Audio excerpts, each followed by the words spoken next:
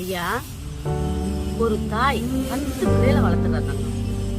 ஒரு தாய் கஷ்டப்பட்டு கருமாயப்பட்டு 10 பாத்திரம் விலைக்கு இருவிடா 10 பாத்திரம் விலைக்கு கூட 10 பிள்ளையும் வளர்த்துறா சாமி.